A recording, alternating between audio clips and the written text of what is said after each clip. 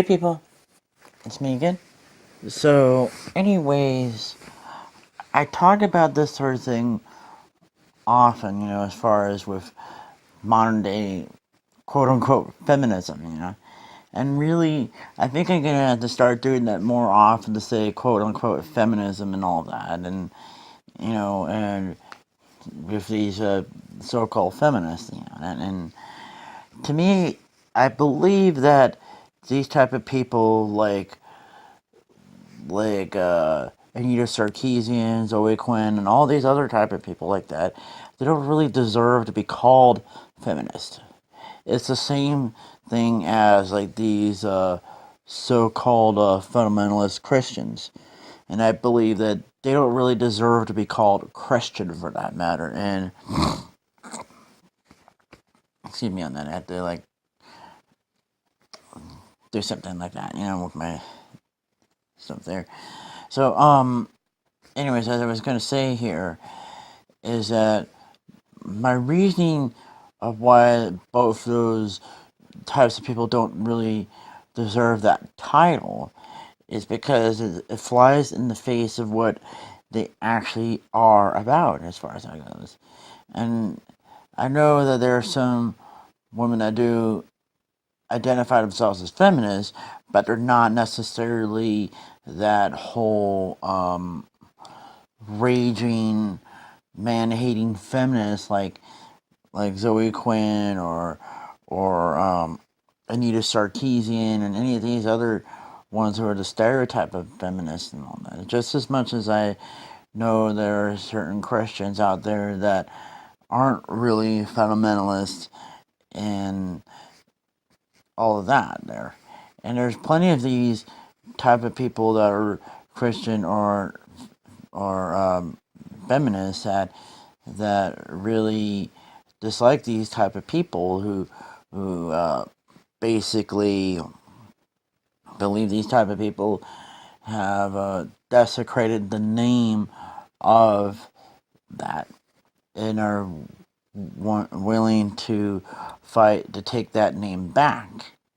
It's just a case with any of these other people like who are vegan and all that matter, and I know that there's plenty of people that are vegan that have a huge dislike for vegan gains and Freely and these other militant vegans for that matter.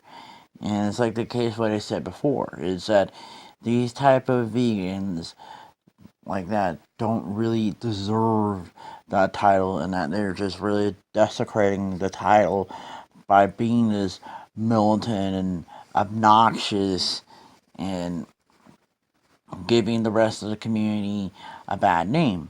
It's just the case with any of these other people there. And so it's basically any of these type of militant people like that when they're that are fervent of their beliefs and they lose all perspective of things and don't see how bad they're hurting people who are like-minded there, but who are more reasonable with their beliefs as far as that goes. Because there's plenty of people there, whether they're vegan